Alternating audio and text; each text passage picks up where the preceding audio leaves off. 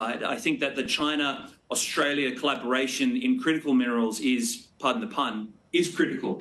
And China potentially represents an opportunity not just in offtake, but also has been a crucial partner in technology transfer and patient capital into that sector. I think when you talk about rare earths, though, Emily, it is a slightly different discussion. And all countries are thinking about, how do I ensure that I have a consistent availability of rare earths and other critical minerals. So I think that this is a discussion which will continue to make headlines for, I'd say, a few years to come yet.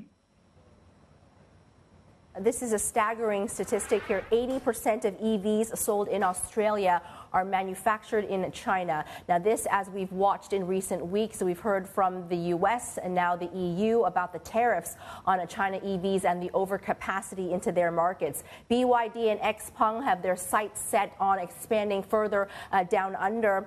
So there is a support for a greater presence of Chinese EV makers down under. Is that right? Absolutely. I mean, Australia, unfortunately, is in the position where we don't really make vehicles here anymore, Emily. So we are completely reliant on imports of our vehicles to be able to supply the market here. And I don't know about you, Emily, but for me, in very recent visits back up to China, seeing the quality of Chinese EVs has, look, it's blown my mind. The sheer number of them that are on the roads in China also blows my mind. But just where they have come to in the quality of their product, to be honest, I wouldn't mind buying one myself. So I think that from a consumer perspective, there is demand here in Australia for imported vehicles, and there will be for a long time to come yet.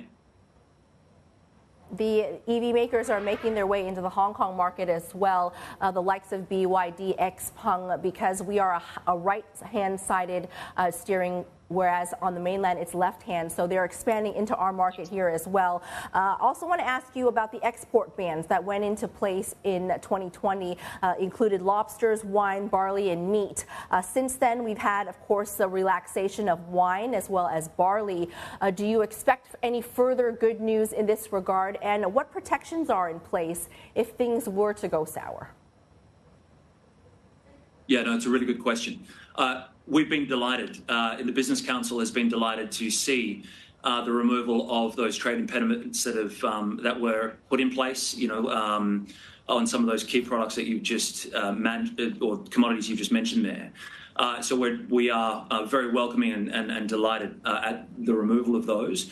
The one that we're all watching quite closely at the moment is lobster and the live lobster trade into China. In the state where I am, Emily, here in Western Australia, we export or have the world's largest exporter of rock lobster, which is quite well known. Their product was very well received in the China market pre-COVID and obviously impediments have been put in place. However, I think, Emily, the lobster issue has taken longer than some commentators thought that it would take to get those impediments removed. But I do understand that there is more of a technical issue around the lobster, which we're still very hopeful that we'll see an announcement on shortly.